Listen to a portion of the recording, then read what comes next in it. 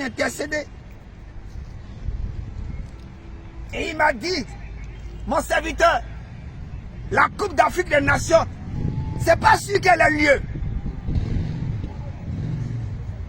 Si un peuple ivoirien de prier, c'est pas sûr que la Coupe d'Afrique des Nations, que la Côte d'Ivoire t'attend d'organiser aura lieu. Oui, il me l'a dit. Ce n'est pas sûr qu'elle ait lieu. Écrivez ce qu'ils sont en train de dire.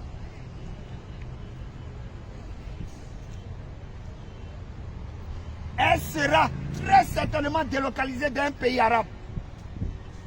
Oui.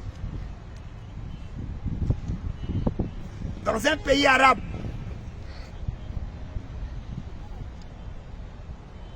Dans un pays qui a déjà organisé la CAN, la Coupe d'Afrique des Nations. Ce n'est pas sûr que la CAN aura lieu. Et j'ai demandé au Seigneur, mais pourquoi?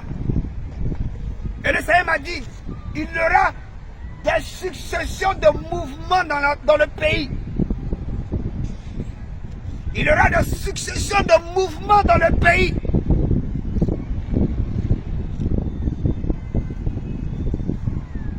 J'ai vu le corps médical rentrer en grève.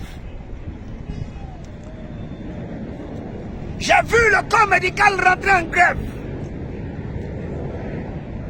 Après, j'ai vu l'armée se lever.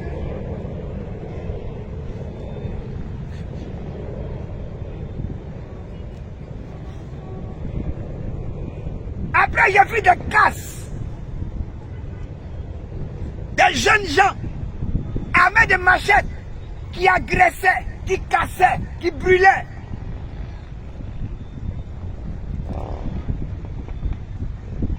Et pendant qu'ils me disaient les choses, Dieu a transporté mon esprit jusqu'au grand carrefour de Koumassi. Et j'ai demandé au Seigneur, qu'est-ce que je fais là? Il dit, regarde.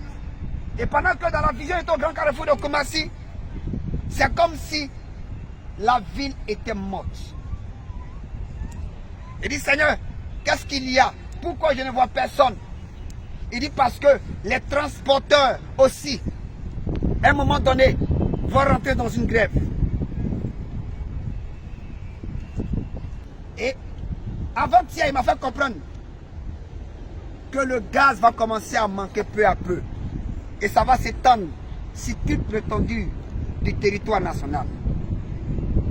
Le gaz va commencer à manquer peu à peu. Je répète, le gaz va commencer à manquer peu à peu.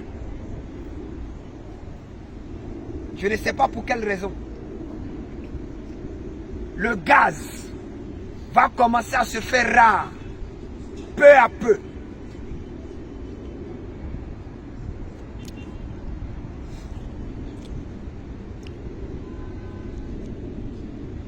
Écrivez.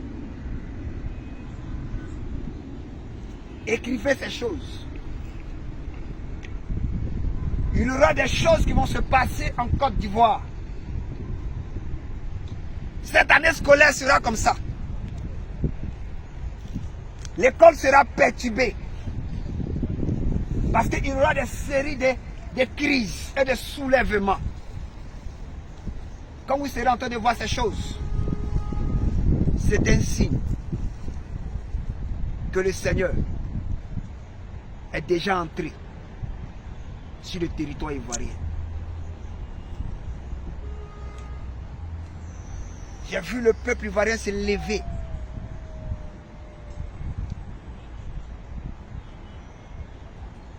Je ne sais pas qu'est-ce qui s'est passé.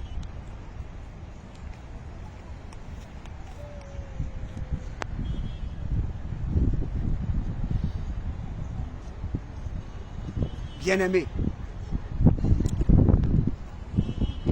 si le Seigneur te dit ces choses, c'est pour que tu pries. Si le Seigneur nous dit ces choses, c'est pour que nous prions. Oui, peut-être que sans doute, on appartient à des partis politiques, mais moi, mon parti, c'est Jésus. Parce que je suis prophète de l'Éternel. Mais peu importe le parti politique auquel tu appartiens, on est une seule nation.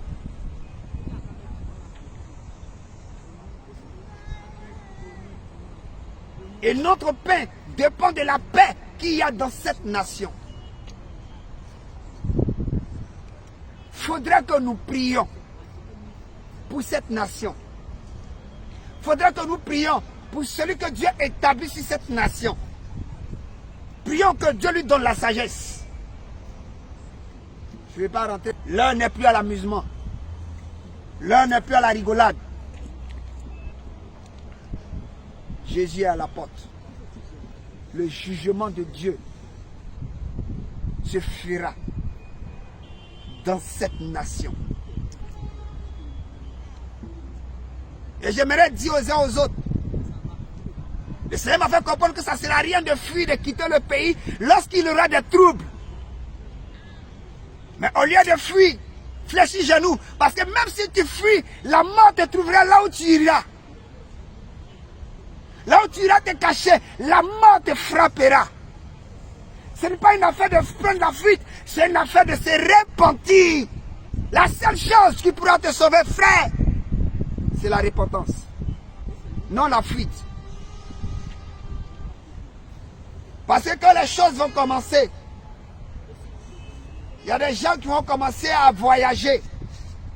Ils vont commencer à fuir le pays.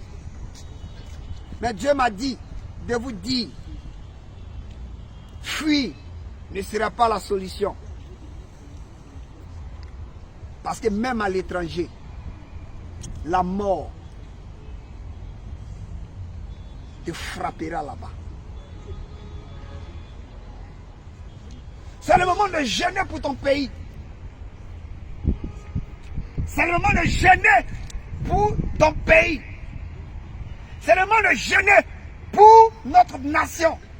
C'est le moment de fléchir genoux, chercher Dieu, implorer sa grâce, implorer sa miséricorde. Les temps sont mauvais. Pour ceux qui sont spirituels, vous n'avez pas remarqué que l'atmosphère de la Côte d'Ivoire est chargée? Ceux qui sont spirituels, ils sentent que l'atmosphère de la Côte d'Ivoire est chargée. Elle devient pesante. Comme si quelque chose est en train de descendre.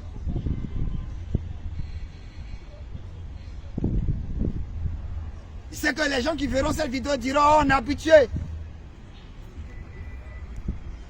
On a trop entendu ça et nous avons dit ça. C'est la même chose, on est fatigué de ça.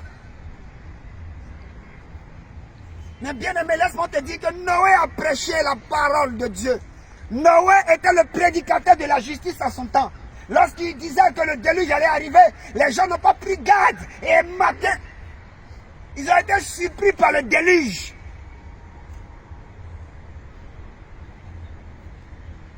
Quand les choses arriveront, que personne ne dise que Dieu ne nous a pas prévenus.